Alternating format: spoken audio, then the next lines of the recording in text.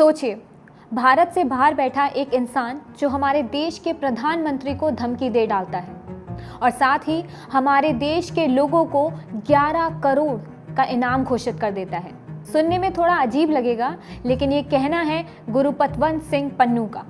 Washington से एक video address के जरिए गुरुपतवंत सिंह पन्नू, जो यूएस बेस्ड खालिस्तानी टेररिस्ट और band outfit Sikh for justice के जनरल काउंसिल हैं, उन्होंने एक चौंकाने वाला ऐलान किया।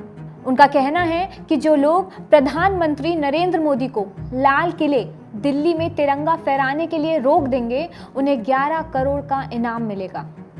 ये घोषणा 11 अगस्त को लाहौर प्रेस क्लब में मीट द प्रेस इवेंट के दौरान की गई। लेकिन पन्नू वीडियो लिंक के जरिए वॉशिंगटन से जुड़कर बोल रहे थे और ये सिर्फ एक रिवॉर्ड अनाउंसमेंट तक लिमिटेड नहीं था। पन्नू ने एसएफजे का नया दिल्ली बना खालिस्तान रेफरेंडम मैप पे भी रिवील किया, जिसमें पंजाब, हरियाणा, हिमाचल प्रदेश और दिल्ली शामिल थे।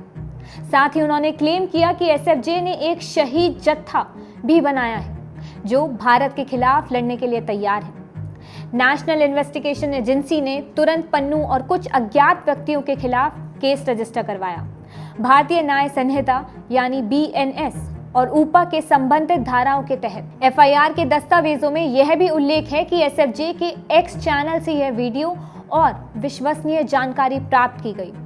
गृह मंत्रालय ने इस मामले की गंभीरता को देखते हुए एनआईए को तत्काल जांच करने का निर्देश दिया है।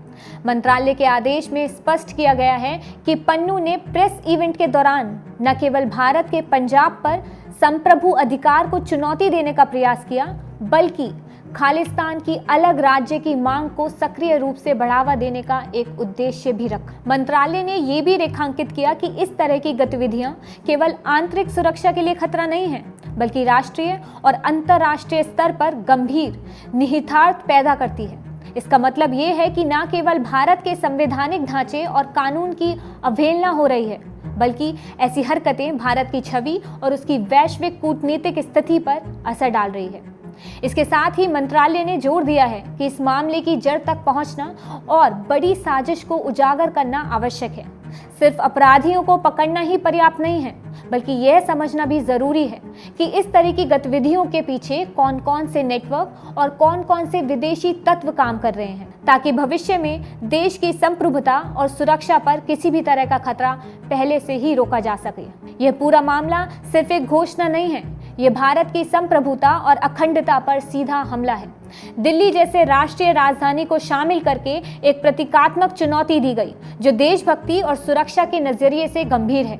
हमारा संदेश साफ है, भारत की संप्रभुता और तिरंगे की सुरक्षा सर्वोपरि है और ऐसे किसी भी प्रयास को लोकतांत्रिक और कानूनी तरीके से तुरंत रोकने का पूरा अधिकार हमारे पास है।